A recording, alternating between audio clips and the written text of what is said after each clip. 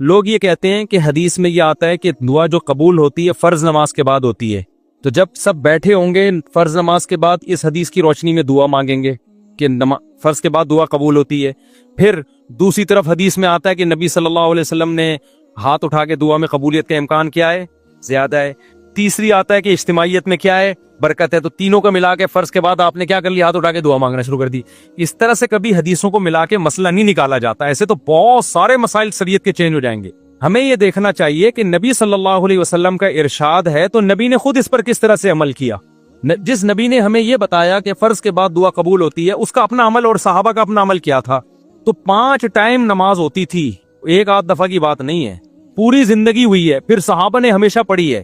اگر نبی صلی اللہ علیہ وسلم اس حدیث کا یہ مطلب نبی کی نظر میں یا صحابہ کی نظر میں ہوتا کہ نماز کے بعد ہاتھ اٹھا کے دعا مانگیں، تو 2-4 حدیثیں تو ملتی نا ہمیں اس پہ کہ کیونکہ فرض کے بعد دعا قبول ہوتی ہے، لہذا نبی صلی اللہ علیہ وسلم فرض کے بعد ایسے ہاتھ اٹھاتے تھے اور صحابہ بھی ہاتھ اٹھاتے تھے، پھر آمین ایک بھی نہیں ملتی یار ہمیں۔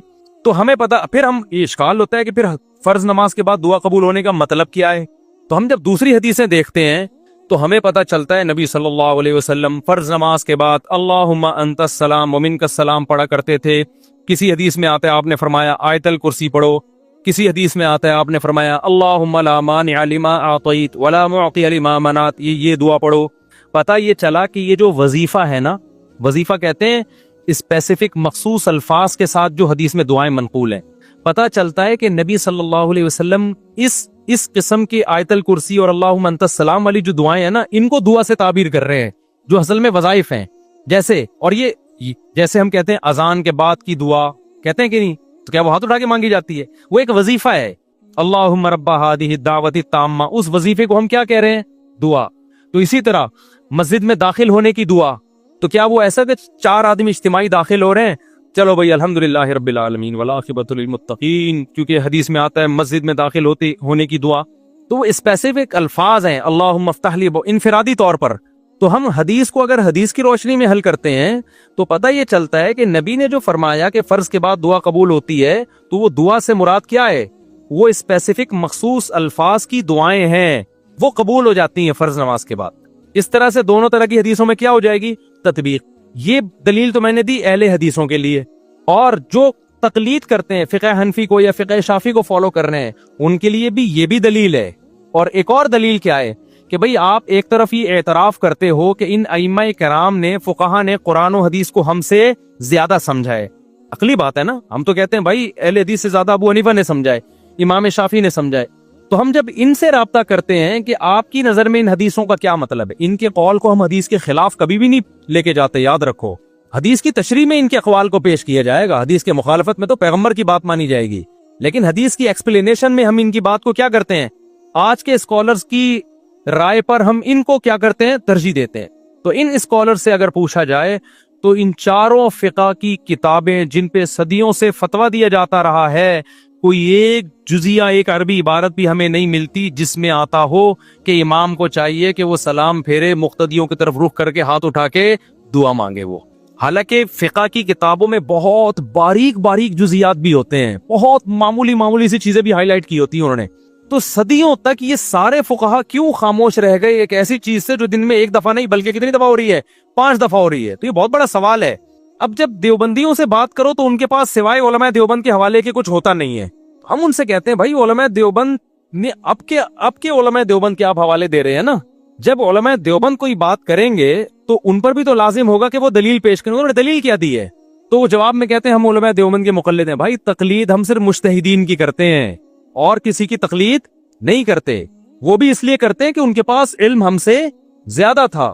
تو آپ اگر علماء دیوبند سے رابطہ کرتے ہو تو جو علماء دیوبند کہہ رہے ہیں کہ کرنی چاہیے، تو سوال پہ تو دلیل کیا ہے؟ تو دلیل میں نہ فقہ کی کوئی عبارت عربی کتابوں کی، اردو کی بات نہیں کر رہا، اور نہ قرآن و سنت سے کوئی حوالہ یہی ہوگا کہ حدیث میں آتا ہے فرض کے بعد دعا قبول ہوتی ہے، حدیث میں آتا ہے کہ رفع الیدین سے دعا قبول ہوتی ہے، حدیث میں آتا ہے کہ اجتماعی دعا میں قبولیت کا امکان زیادہ۔ ایسے 3 چیزیں آپ ملائیں گے تو پھر بریلوی حضرات جو نماز جنازہ کے بعد دعا کرتے ہیں پھر تو وہ بھی ثابت ہو جائے گی۔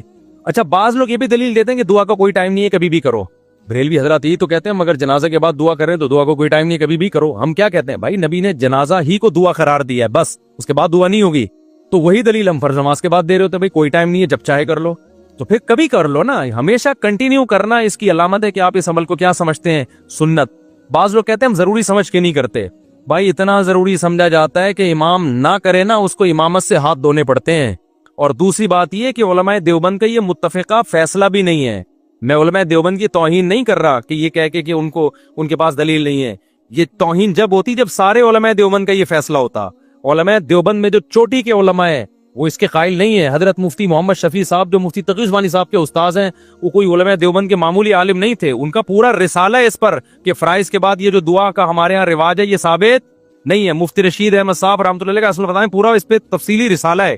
ابھی ریسنٹلی حضرت مولانا منظور منگل صاحب کا بھی اس پہ بیان آیا ہے, انہوں نے بھی کہا کہ یہ ثابت نہیں ہے, اور جنہوں نے اس پہ رسالہ لکھا ہے وہ کوئی دلیل ان کے پاس ہے نہیں. تو یہ ہندوستان پاکستان کی ایک رسم ہے, جب یہ چل پڑی تو پھر اب اس کے دلائل.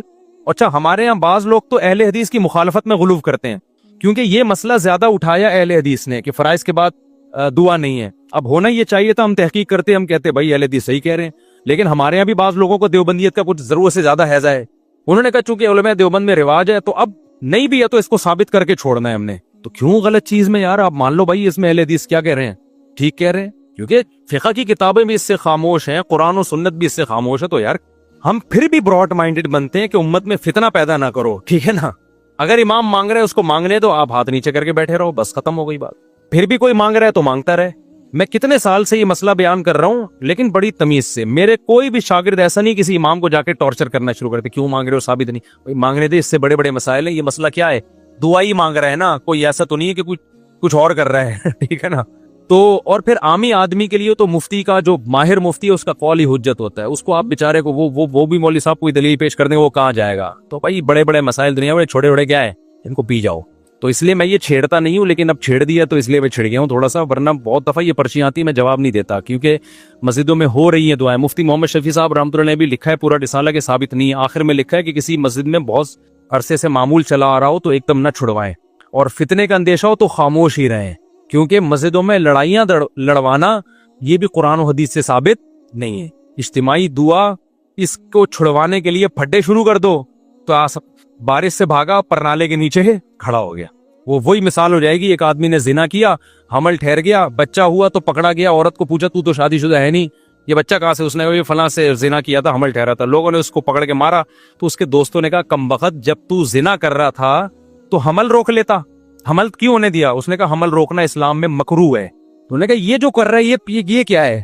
تو اجتماعی دعا کو میں ثابت نہیں سمجھتا, لیکن اجتماعی دعا کی بنیاد پر امام صاحب کو یہ کہنا کہ یہ حدیث کو نہیں مانتے اور یہ اندھے مقلد ہیں اور ان کے پاس دلائل نہیں ہیں, اور ٹارچر کرنا, یہ اس سے بڑا جرم ہے. اگر اجتماعی دعائیں مسجدوں میں ہو رہی ہیں یہ اتنا بڑا ایشو نہیں ہے. آپ اپنی رائے پیش کر دیں, خاموش ہو جائیں, مان لیں ٹھیک ہے نہیں ہے. میرے ہی اساتذہ بعض ایسے ہیں جو اجتماعی دعا کے قائل ہیں. ہم تو نہیں ان کی توہین کرتے, کہتے بھائی ٹھیک ہے, ہو سکتا ہے میرے اس بیان پہ وہ میری کلاس بھی لیں, کیا بول رہا ہے بھائی تو, ٹھیک ہے نا. تو نہ میں ان کی کبھی توہین کروں گا, میں بولوں گا بھائی ٹھیک ہے, لیکن ہم تو پابند کس کے ہیں, قرآن و سنت کے پابند ہیں نا. قرآن و سنت کے ہمیں یہی سمجھ میں آ رہا ہے بھائی اب کیا کریں, لیکن ہم توہین تھوڑی کریں گے. نہ ان کی کبھی, اور میرے سے زیادہ علم بھی ہے ان کے پاس, تقویٰ بھی ہے, سب کچھ ہے, نہ ہمارے دل میں ان کی کبھی کوئی کمی آئے گی. تو اس ظرف کے ساتھ اگر آپ اس رائے کو لیتے تو ٹھیک ہے, ادروائز جیسے ہیں پھر ویسے زیادہ ٹھیک چل رہے ہیں آپ مارکیٹ میں, ویسے ہی چلتے رہیں.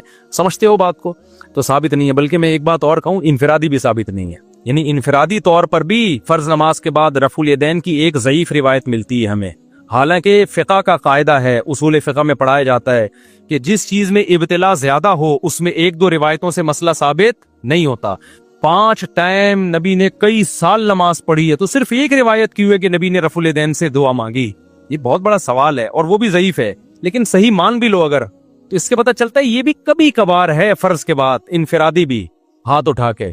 اب آپ کہو گے پھر کریں کیا, دعائی چھوڑ دیں؟ نہ دعا نہ چھوڑیں. آپ یہ کریں کہ فرائض کے بعد یہ اللہم انت السلام اور یہ جو احادیث میں وظائف ہیں یہ پڑھنے کے بعد سنتیں پڑھیں. اس کے بعد آپ جتنی چاہیں دعا مانگیں, لمبی لمبی دعا مانگیں, یہ پھر افضل عمل ہے. کیونکہ ایک جو اجتماعی حیات تھی وہ کیا ہو گئی ہے, ختم. پھر انفرادی طور پر تو دعا کا واقعی کوئی ٹائم نہیں ہے, جب چاہیں جتنی چاہیں مانگیں آپ. نبی نے کیا فرمایا, جس نے خواہشات کو اپنا ہدف بنایا کہ میں یہ خواہش یہ خواہش یہ خواہش یہ بھی ہو جائے یہ بھی ہو جائے, تو آپ نے کیا فرمایا, کیا اس کی خواہشات پوری ہو جائیں گی؟ کیا وہ خوشیوں میں آ جائے گا؟ نہ نہ نہ نہ نہ نہ. یہ پیغمبر کہہ رہے ہیں, اللہ کے سچے پیغمبر, وہ کبھی بھی خوشیوں میں نہیں آئے گا.